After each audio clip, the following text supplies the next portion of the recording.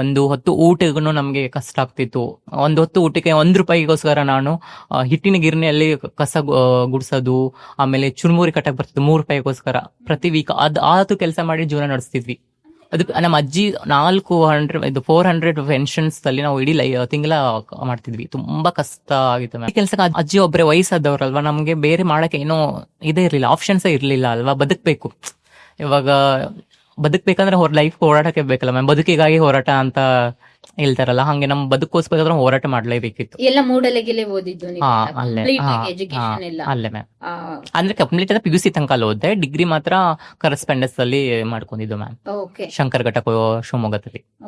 ನಿಮ್ಗೆ ಹೇಗೆ ಓದ್ಬೇಕು ಅಂತ ಥಾಟ್ ಬಂದಿದ್ದು? ಯಾಕೆಂದ್ರೆ ನಿಮ್ಮನೇಲಿ ಯಾರು ಕೂಡ ಹೈಲಿ ಕ್ವಾಲಿಫೈಡ್ ಯಾರು ಇಲ್ಲ, ಎಜುಕೇಟೆಡ್ ಆಗಿ. ನಿಮ್ಗೆ ಹೇಗೆ ಥಾಟ್ ಬಂತು? ಯಾಕೆಂದ್ರೆ ನಮ್ಮ ಸುತ್ತಮುತ್ತ ಆ ರೀತಿ ಇದ್ರೆ ನಮ್ಗೆ ಚೈಲ್ಡ್ಹುಡ್ ಡೇಸ್ ಇಂದ ಇನ್ಸ್ಪೈರ್ ಆಗಿ ತಗೊಳ್ತೀವಿ ಅನ್ಕೊಳ್ಳೋಣ. ಬಟ್ ನಿಮ್ಮ ಲೈಫ್ ಅಲ್ಲಿ ಇನ್ಸ್ಪೈರ್ ಆಗಿದ್ದು ಎಲ್ಲಿಂದ?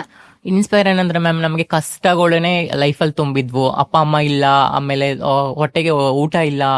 ಲೈಫಲ್ಲಿ ನಮ್ಗೆ ಯಾಕೆ ಹಿಂಗೆ ನಾವು ಲೈಫ್ನ, ಅದೇನೋ ಗಾದೆ ಮಾತಲ್ಲ, ಬಡವನಾಗಿ ಹುಟ್ಟೋದು ತಪ್ಪಲ್ಲ, ಬಡವನಾಗಿ ಸಾಯೋದು ತಪ್ಪು ಅಂತ. ಅವಾಗಲೇ ನಾನು ಅದು ನಿರ್ಧಾರ ಮಾಡಿದೆ, ನನ್ನ ಲೈಫಲ್ಲಿ ಏನಾದ್ರೂ ಮಾಡಬೇಕು, ನಾನು ಹುಟ್ಟಿರೋದು ಸಾಧನೆ ಮಾಡೋಕ್ಕೋಸ್ಕರ ಅಂತ ನಾನು ಥಿಂಕ್ ಮಾಡಿ ಅವಾಗಲೇ ತುಂಬಾ ಕಷ್ಟಪಟ್ಟಿದ್ದು ಮ್ಯಾಮ್.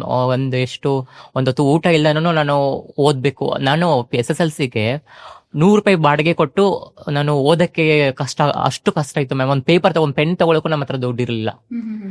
ನನಗೆ ನಮ್ಮ ಸ್ಕೂಲ್ ಹೊತ್ತಿಂದನೇ ಬಡ ವಿದ್ಯಾರ್ಥಿಗಳು ಅಂತ ದುಡ್ಡು, ಏನು ಬುಕ್ಸ್ ಪೆನ್ನು ಸಹಾಯ ಮಾಡ್ತಿದ್ರು. ಸ್ಕಾಲರ್ಶಿಪ್ ಅಲ್ಲೇ ನಾನು PUC ಅದೆಲ್ಲ ಕಂಪ್ಲೀಟ್ ಮಾಡ್ಕೊಂಡೆ ಮ್ಯಾಮ್.